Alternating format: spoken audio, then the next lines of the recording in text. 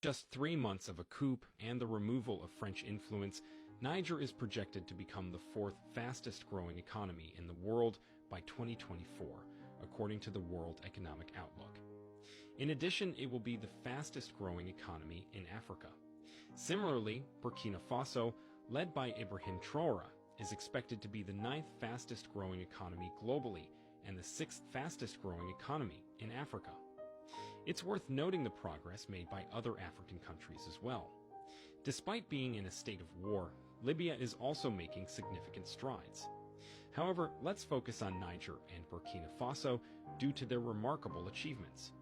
When Niger increased the price of uranium from 0.80 euro per kilogram to 200 euro per kilogram immediately after ejecting France, critics mocked them. But now, the tables have turned, and the results speak for themselves. Just imagine French companies were selling Niger's uranium at $200 per kilogram, while only giving Niger $11. The significant difference between $200 and $11 is evident. This demonstrates the rising power of Africa and the positive trajectory these countries are on. Let's carefully watch this video for better understanding. Even our thieves are not patriotic. When they steal from Africa, they invest in Europe. They don't believe. The minister said, fix our own governance system. The people in charge of governance system steal and invest elsewhere as an indictment or an affirmation of their own incompetence and incapacity. But the second bit is that I think both His Excellency Moussa Faki, Professor Lumumba, and the minister indicated, when you grow a disconnect between the people who give you legitimacy, who are the ultimate resource for the transformation of any nation, when you grow a disconnect between your culture, Amilcar Cabral said, every revolution is first a cultural revolution. There were 200 coups in Africa between 1965 and 2012. In the 1960s, there was at least one coup every 60 days.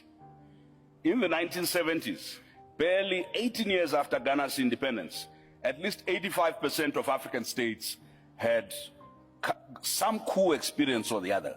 And West Africa accounted for almost 44% of those. The coups between 1958 and 2008. There was a temporary reprieve in the period post-1990. Some academics have suggested this because Africa had become more democratic. I want to disabuse you of that notion because it's lazy intellectualism. What had changed was that Western interest in a unipolar world, in changing regimes, had dissipated.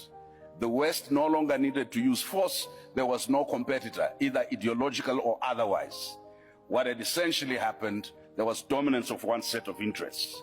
So as we reflect on unconstitutional change of government, it's not just mere tinkering at the local level, but it's also what explains the ouster of Nkrumah, the assassination of Lumumba, the assassination of Sankara, the assassination of Amilcar Cabral, the assassination of Samora Machel, the ouster of Sékou Touré. What is the fact? That in a unipolar world, the appetite to change had dissipated. As we see greater polarization between the West, the East, and the Middle, we're going to see once again an intensification of interference. First African country got independent 1957. There is not a single Jewish person who will allow you to forget the Holocaust. And in fact, there are crimes, not just in Israel, across the world against denial of the Holocaust.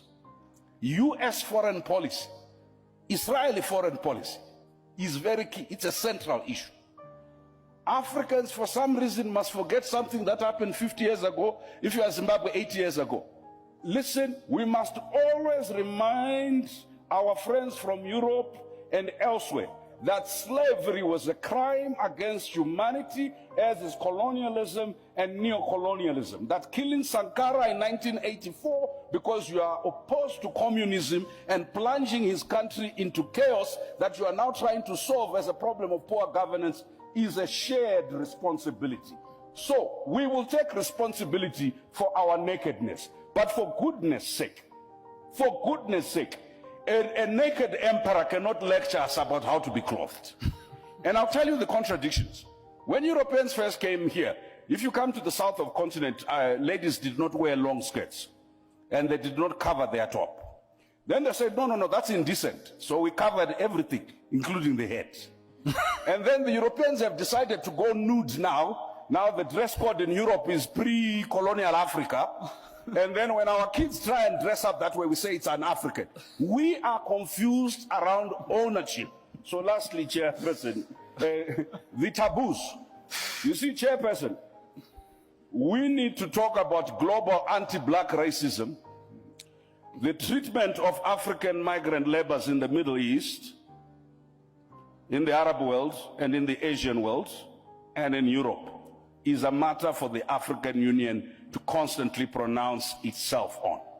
And I'm glad, Chairperson, you issued a statement on George Floyd, but I'm waiting for the African Union resolution from last January on reparations.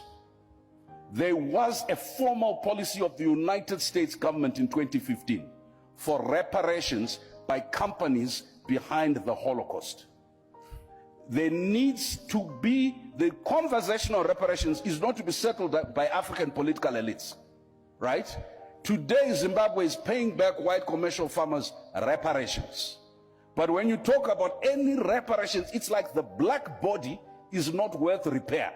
What we must do is endure, be resilient, go forward, don't look back, trudge on. But today with the scramble of Africa that PLO was talking about, they will interfere here whether we put in place the right policies or we put in place the good governance. Why? They need the lithium. And if your right policy is not consistent with their green energy transition that they control, they will take you out and they will cause instability. We cannot do it as single countries. We're not uniting because it's the good thing to do. We're not uniting because it's the principled thing to do. If we don't unite, we will perish.